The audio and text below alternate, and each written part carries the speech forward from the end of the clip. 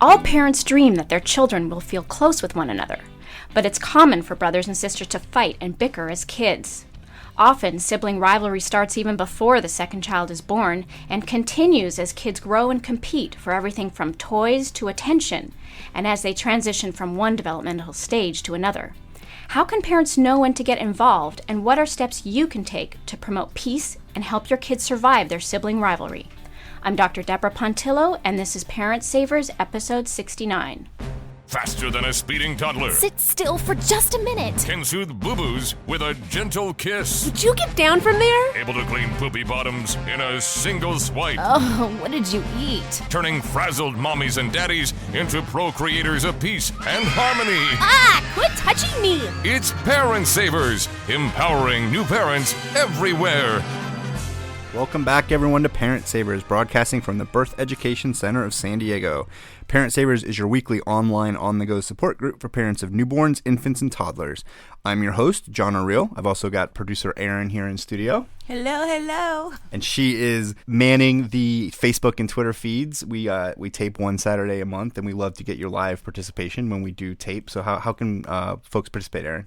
Well, first of all, you can check out our Facebook page, Parent Savers, and also you can look for us on the Twitter. You can follow me at OG Mamacita, or you can follow us at hashtag ParentSaversVP, and I will be posting questions and asking for comments and responses for our podcast. Nice. We love how this is building. In our last episode, we had a listener question, and hopefully we'll see if we can get a couple for this one as well. And definitely moving forward for our future tapings, follow those pages, and you can participate in the conversation. Sonny's also in studio with us, and I'm only introducing her, and I'll loop her in later because we are talking about sibling rivalry, and she has some siblings, and from what I've heard from talking to her, they are rivals sometimes. So she may be participating as well. And thanks so much to all of you guys for listening, especially those loyal listeners who've joined the Parent Savers Club.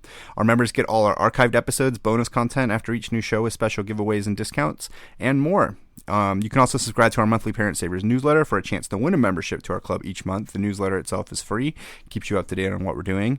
And another way for you to stay connected is by downloading our free Parent Savers app, available in the Android and iTunes marketplace. All right, we got the announcements out of the way, but let's go around. We've got a lot of folks in the room talking about this topic, and I think a lot of you guys will probably be interested in it as well. So let's talk about who we are, who's at the table, and, how our kids are, and maybe if we think they're sibling rivals. So Lori, you want to go first? Yeah, I'm Lori Babb. I guide people in yoga, meditation, and consciousness development. And I'm 41, and I have two boys, 2.5 and 5.5, and they definitely exhibit rivalry. And I'm Cecile Neri. I'm a full-time stay-at-home mom to 3 kids. I have a 7-year-old daughter, a 6-year-old daughter, and a 3.5-year-old son. And there is definitely rivalry going on in my household. This is John. We have a 6-year-old boy, a 4-year-old boy, and a 2-year-old boy. And yeah, people always ask if they get along. So yeah, they get along great, except when they don't. And that's the sibling rivalry part. I'm Erin Esteves, and I am the OG Mamacita, officially geriatric mom. I have one boy, Cash. He's going to be 2 this fall, and I am 43, and I only have sibling rivalry amongst my own siblings. Nice. Yeah, Sonny, go ahead. Hello, everyone. I'm Sunny. I'm the host and producer of Parent Savers' sister show, Preggy Pals. I am pregnant myself. Definitely not my first pregnancy. I have 2 little boys at home, Sayer, who is 3, Urban, who is 15 months, and I'm pregnant with identical twin girls. So you have sibling rivalry in your tummy right now. Maybe. What's funny is they can feel each other, and I see them on the ultrasound kind of like punching and kicking already. I'm like, oh, no, please, Lord. At least they're not like sharks where they have to eat each other. Where only one survives. Yeah, let's hope not. Right. Dr. Pontillo? Hi, I'm Dr. Deborah Pontillo. I'm a child psychologist in San Diego, California. I'm from www.howtohelpmychild.com, and I'm a mother of 2. I've got a 6-year-old daughter and a 2-year-old son. And look, I'm not saying anything unique in this room. They love each other and they hate each other. Yep. So what are you going to do? From time to time here on Parent Savers, we review apps that are of use to parents. And today we're going to be looking at one called Artkive, which is available on the iTunes Store for free, ARTKIVE. And what this app does is it provides a way for you to take snapshots of the art that your kid does and easily kind of file it together, and also offers a way to share it. So once you kind of log on for the first time, you go ahead and you enter your family information, your kids' names. You can enter how old they are or what grade they are in. And then once you set them up, you can also set up the email addresses for who you might like to be sharing with. And then after that, you can either take stuff that you've already taken pictures of or go right through the app and take pictures of the art. And the cool thing that it does is it makes it easy to, quickly with a few button pushes and some information say, okay, this is my oldest kid's. He did it in July of 2013. And here's a little note about it if I want to write a note about it. And then what it does is after you categorize it, it'll file it for you so that, if you take a bunch of these pictures, you can easily access them by kid, by age, that type of thing. Does it store it on your phone or in a cloud, or where does it go? It stores it on the cloud for archive, but it also does store it on your picture roll as well. So if you lose your camera, it's still in the cloud somewhere. Yeah, exactly. Okay. So it's still keeping it. It's one of those things where actually I started doing this a couple years ago, taking pictures of all the art, because you get it, and then you feel guilty that, like, my wife, her filing system was straight to the trash sometimes, and I'd be like, I feel kind of guilty because they're so proud of it. Yeah. And so you want to take pictures of it, but we have so many pictures already. Yes. So now just mixed in with all of these pictures that we have on our computer, or our hard drive or wherever you keep them, are these random pictures of the art too. And the trick is, what do you do with them? So this app kind of helps solve that problem. Well, what I really like about the app is that you can print up a book. Right. Because, okay, like, frankly, first of all, you think, I can do Shutterfly, I could do all, Flickr, I can use all these things. But really, honestly, I started a book on cash last year and never finished it.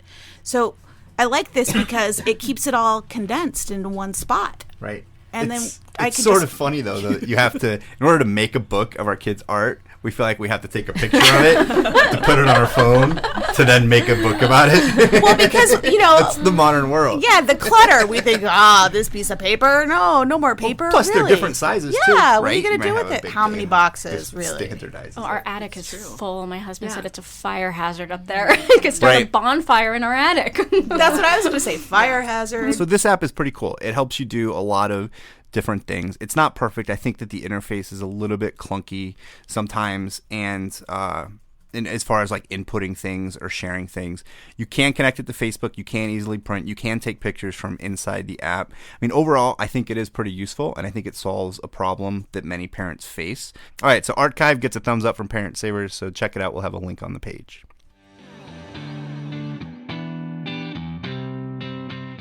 Today's topic on Parent Savers is sibling rivalry. We're talking with Dr. Deborah Pontillo, who's going to tell us about when it starts, how to deal with it, and more. Thanks for joining us again, Dr. Pontillo. Thank you for having me. Yeah, this is actually a continuation of our previous episode where we were talking about preparing for another baby, and so kind of a natural kind of thing that happens afterwards, and maybe even while it's still, while you're still expecting another kid, is that sibling rivalry can start. So, we've all kind of experienced, as we said when we were going around. Would you say that sibling rivalry is inevitable?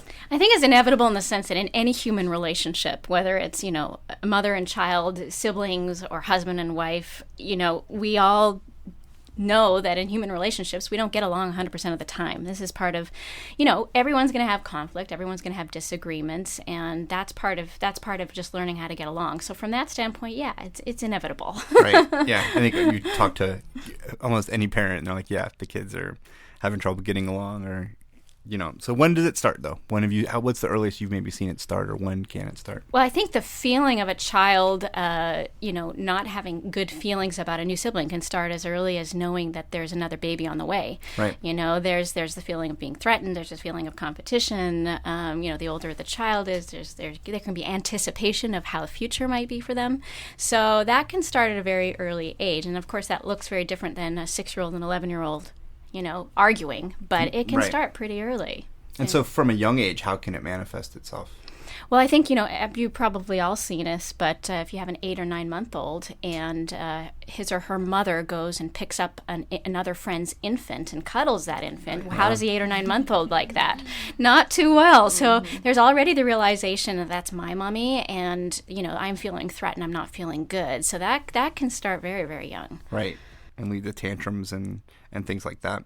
So then how does it change? Let's talk about, from a developmental standpoint, and we'll start from the younger as it gets a little bit older Sure. as to how kids are dealing with it, and even as they get into their early tween years and stuff. Sure. Well, I mean, I think, the easiest way to think about it is the under twos. I mean, it's a very much an emotional reaction, territorial reaction. Kids under 2 have not yet learned how to share, and they're not developmentally ready to learn how to share, and that's appropriate for them. So to have this other person, it's often a very self-centered viewpoint. What's interfering with my needs, with my emotional needs, with my physical property. That's my toy. Leave it alone. So it's a very kind of narcissistic, but a developmentally appropriate way of looking at things. I think Dr. Karp calls them little cavemen. Yeah, Like mine, not like they maybe know mine, and that's how they're looking at things. Right. So it's very much a self-centered viewpoint, and that can continue, to 2.5 until the development of, looking at things from other people's viewpoints starts to take hold. And then once that happens, then you've got the ability to begin to reason with another child, reason with your child about having another sibling. It doesn't necessarily mean they want to see it from your perspective, but they are able to, and that's kind of your window in a little bit. But then again, once you get into older kids, and we're talking about 4, 5, and 6, it can be comparisons. They're very much into fairness and equality. So what's fair, what's not fair, I don't have to, he has to, but she doesn't. And you have to start explaining to them, ages mean different expectations, and fair does not always mean equal. And so that can look different than what a toddler as it becomes a new sibling. That's perfect, because we got a tweet from Bobby at La Paz, and he was wondering about how you teach sharing to a toddler as far as sibling rivalry is going. He's saying that they have issues with sharing. Sharing is hard to teach under age 2 just because developmentally it requires a certain level of cognitive development and flexibility. Now, it doesn't mean you can't do it, but it means you have to have your expectations a little bit different than when you're teaching a 4-year-old how to share. So, for example, you can create different boxes. Be very concrete. This box is for your toy only, that everything that is in that box is all yours. Anything in box number 2 is something that baby can touch and you can touch. And when baby is touching it, you need to wait your turn. And when you're touching it, baby waits baby's turn. Mm-hmm. And then baby's box, that's all for baby. And toddlers can understand that because it's very concrete and very visual. That's good. I like that one. Yes. One of the phrases our 2-year-old has picked up was "had it first," because his brothers will be like, "I had it first, I had it first," and we put a lot of pressure on them to share with him. But he pretty quickly has learned that if he has something and he's mad, he can come up and say, "I had it first, had it first." It's important. You can show you how motivation can really get language development moving really quick. Yeah, exactly. Well, I guess let's continue with the developmental stages. Okay. And you were talking about, I think you were in like the 4-year-old. The 4 or 5 sort of fairness, equality, and then sort of comparisons. And as you get older, older children, now we're talking about 8 and above, they might have more of an independence and more of a sort of a nurturing for a much younger sibling, but there can also be a lot of resentment. I don't want to have to take care, I don't want to have the burden, and that can be rivalry in and of itself, because there's a little bit of age appropriate independence and maybe a little bit of age appropriate lack of willingness to participate maybe in the way that a younger child might just do because mommy said so. So that can change. And so rivalry doesn't mean that they're hitting or they're yelling at each other. There's other ways, other things that it could manifest itself. Absolutely, right? Absolutely. And what I do want to get across to families is, a lot of families that I see come to me for sibling rivalry issues, and the kids have been really violent and physically violent. I think you had kind of talked about that a little bit, and that is definitely not a normal part of sibling rivalry. Right.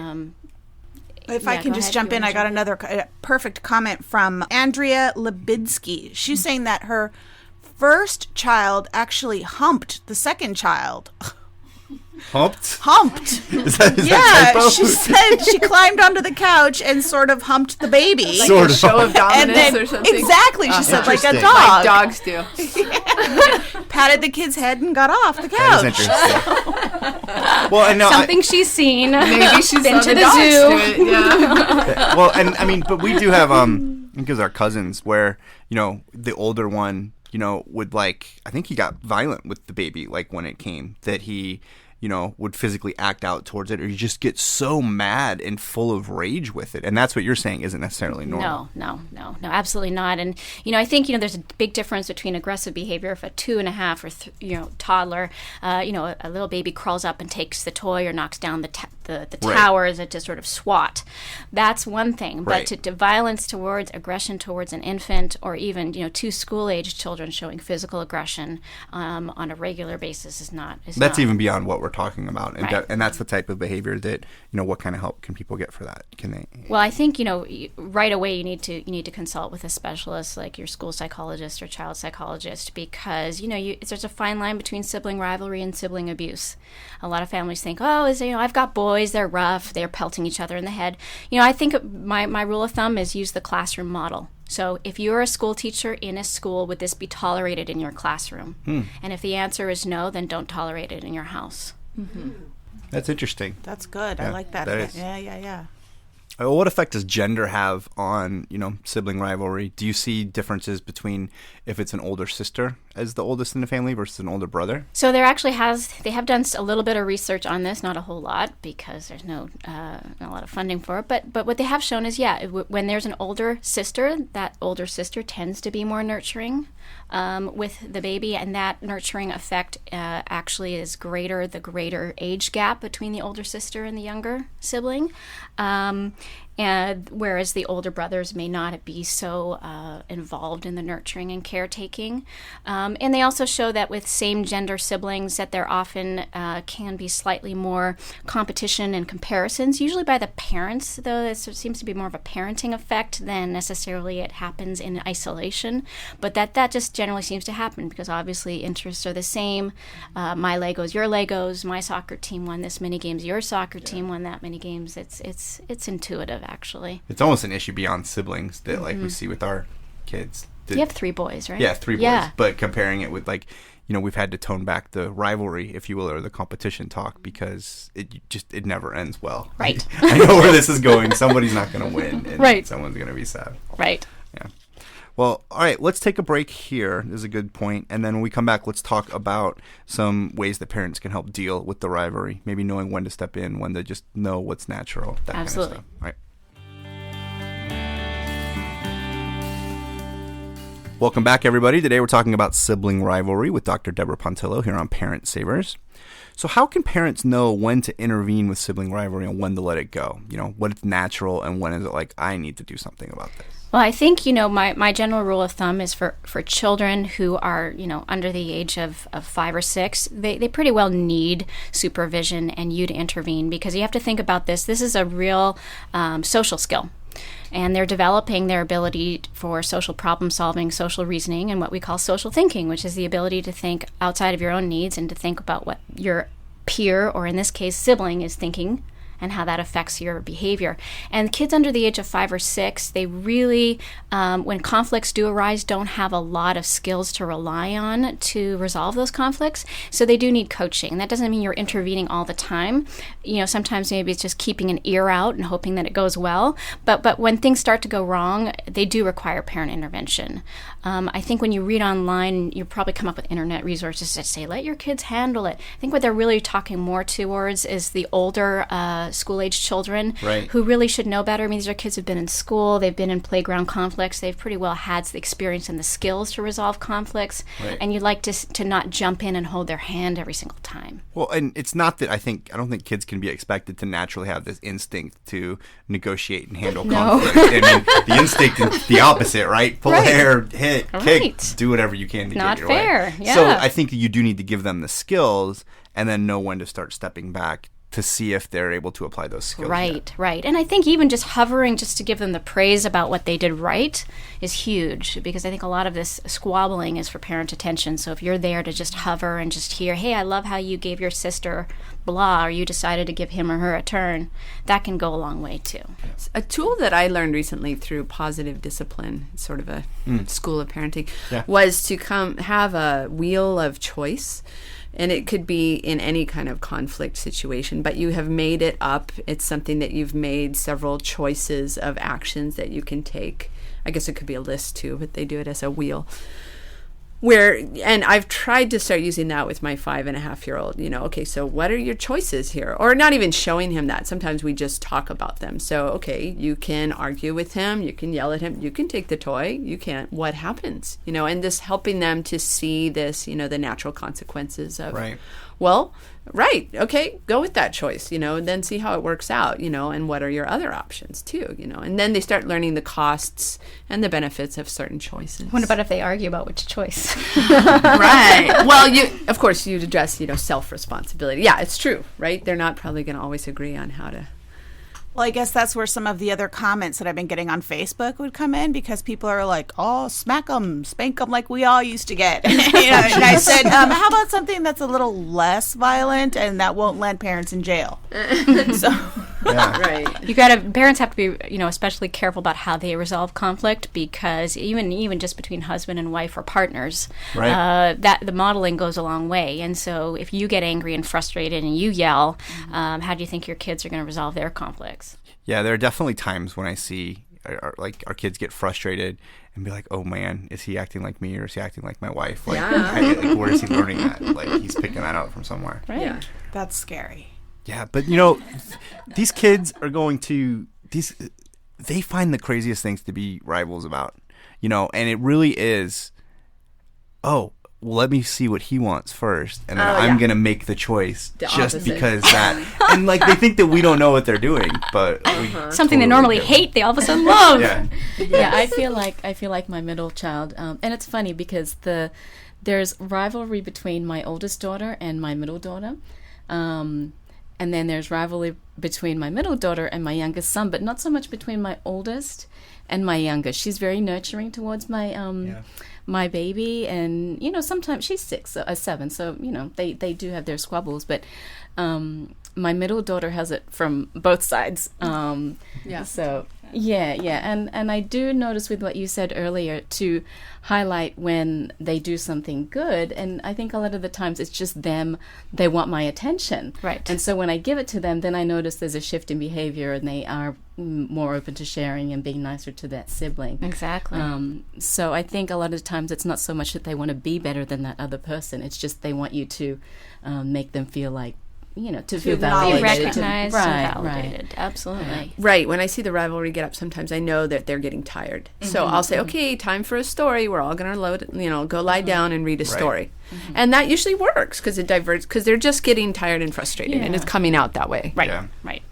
I have some situations come up sometimes where I can really understand why both are frustrated, and sometimes even think that, they're both kind of right. It's like, what do you do to step in there when there's not a clear, all right, you need to, there's not a clear lesson, oh, you both kind of have, right? Or maybe that is the lesson. That is the lesson. I think that's perfect, because how often would this happen at work with a coworker, or with your partner or spouse? You can't nothing's black and white in life. And so here's a situation where, gosh, you're both right. What are we going to do? And come back to that wheel situation. Right. What are our possibilities? Let's figure it out. Or if it's just frustration and they need to manage their frustration, you'll go to your corners. I think a lot of times we forget that kids need their own space they call theirs, and their own, that their own property and their own time, and maybe they just need to, take a break and come back to it. You have some parenting strategies to foster healthy relationships. So if you could tell us about that. too. Right. Well, I think I spoke of one which is major, which sounds like it's pretty simple, but I find a lot of families forget about it. And you can even do this even if your house is or is small, but kids really need their own space and their own stuff. So, they need to have, a room or a corner of the room that is truly theirs. And parents really need to be very proactive about enforcing this, because, of course, that's a real, a trick. The kids love to get in each other's space. But it really has to be a family rule, just like no hitting. And it has to be enforced, because kids need to feel they have their own territory and they have what's theirs. They don't need to share everything. Some things are truly privately theirs and need to be respected. And that can help kids learn to share the other things, including the communal part of the house that's for everyone, but also the property and everything else, and be more flexible in that arena, because they have that, their own private Idaho, if you will. Yeah. That's hard with an almost 2-year-old, though. It is. It's very difficult. And they're at an age where they're afraid to be alone.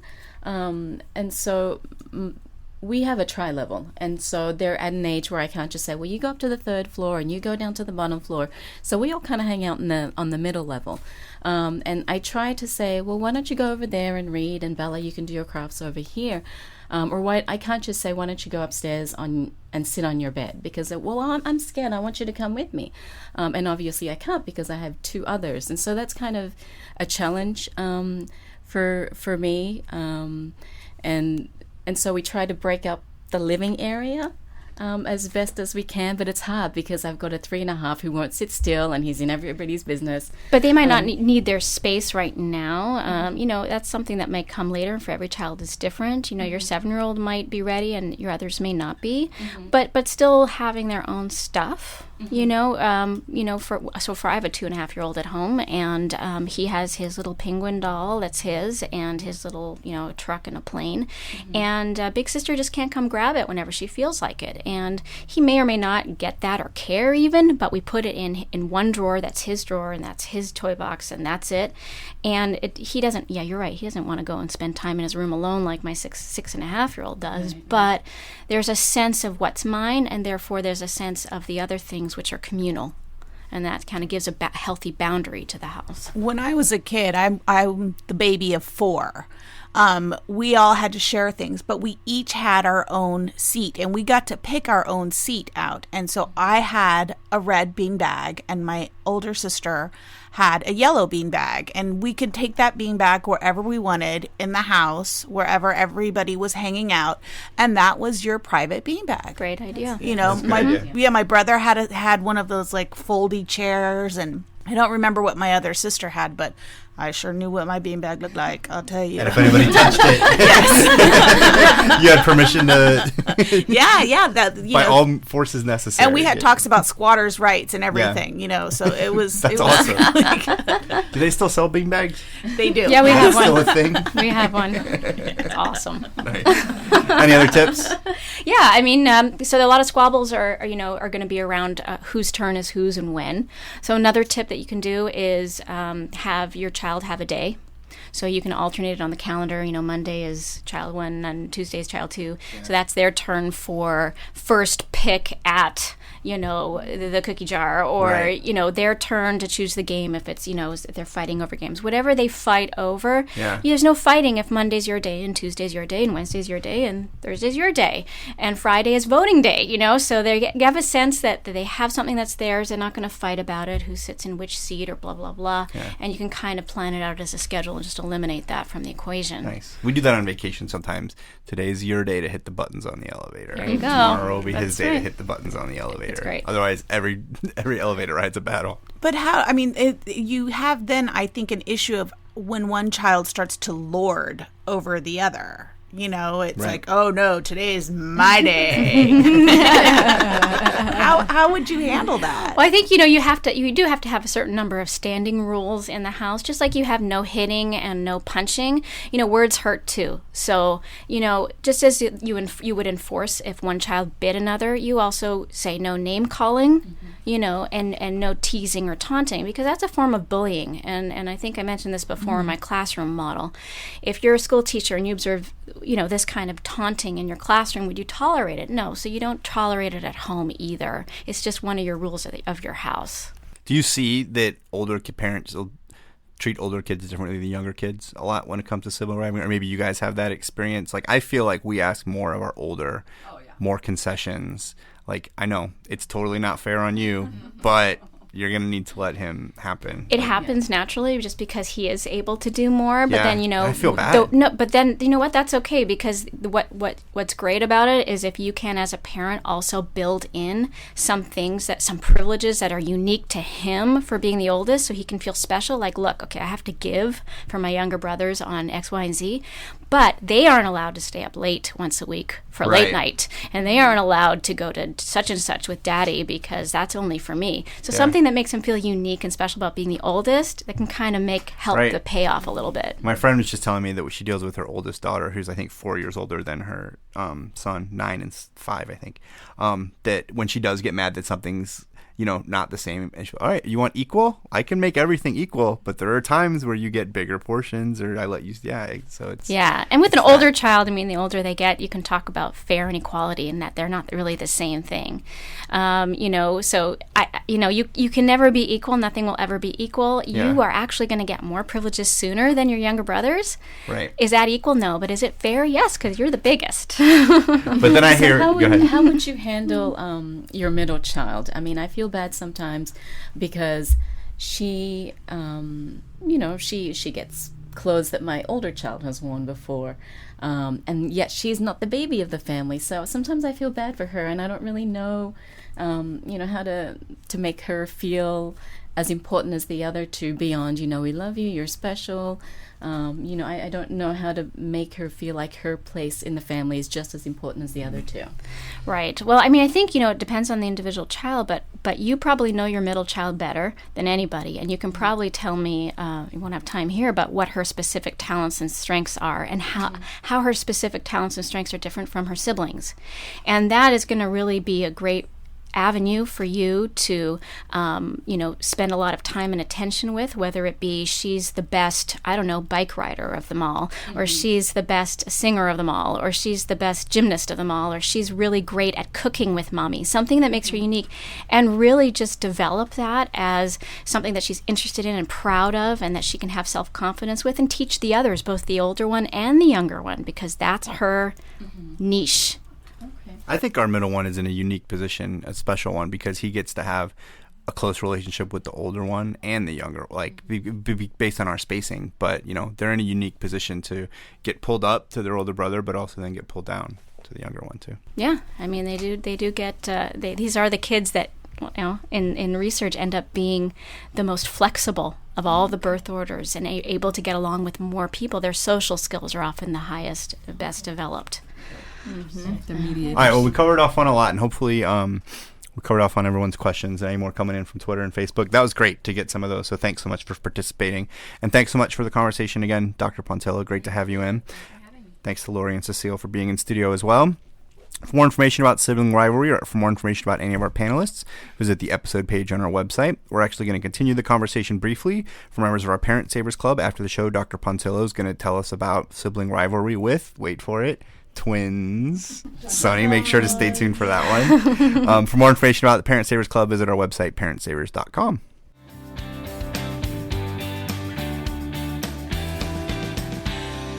Listener Jenna from Texas asks a question via email. She writes, "My son has been diagnosed with PDD-NOS last summer. He is delayed in speech and has sensory issues. My husband is having a really hard time with this. Why is it so hard for men to accept a diagnosis for their own child? He has blamed me and my side of the family for our son's special needs, but there's no evidence. What's the best way to handle this situation?"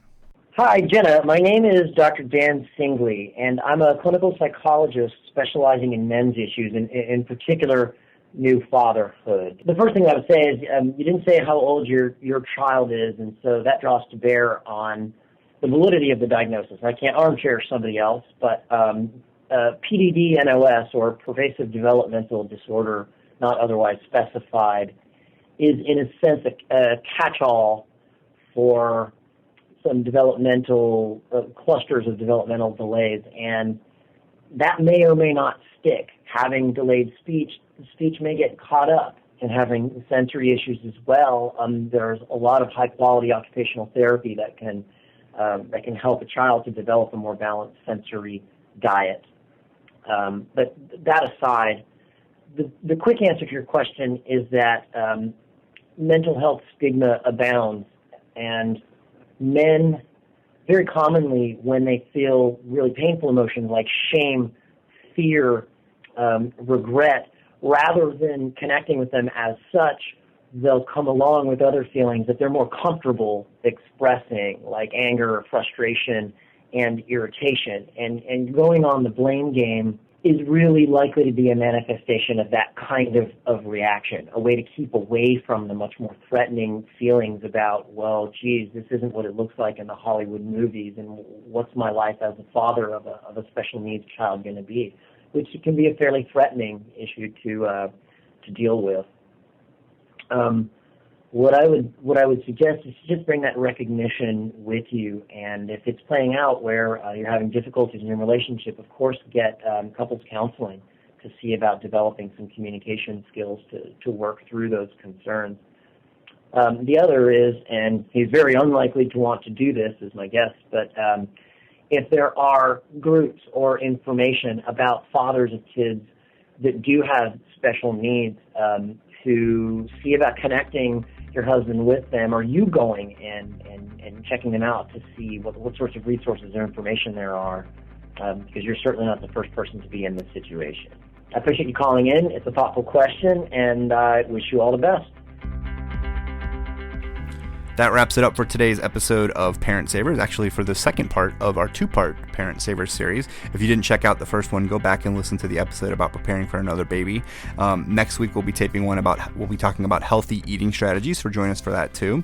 We appreciate you listening to Parent Savers, and don't forget to check out our sister show, Preggy Pals, for expecting parents, and our show, The Boob Group, for moms who breastfeed their babies. This is Parent Savers, empowering new parents. This has been a New Mommy Media production. The information and material contained in this episode are presented for educational purposes only. Statements and opinions expressed in this episode are not necessarily those of New Mommy Media and should not be considered facts. While such information and materials are believed to be accurate, it is not intended to replace or substitute for professional medical advice or care, and should not be used for diagnosing or treating healthcare problem or disease or prescribing any medication. If you have questions or concerns regarding your physical or mental health or the health of your baby, please seek assistance from a qualified healthcare provider. Hey mamas, don't forget to check out Mighty Moms. It's our online community built for new moms just like you. Not only can you connect with other moms, but you can also join us backstage for special mom-only online events. And you'll also be notified when we're recording, so you can join us as a special guest. Visit our website, newmommymedia.com, and click on the Mighty Moms banner. It's free. That's newmommymedia.com. See you there.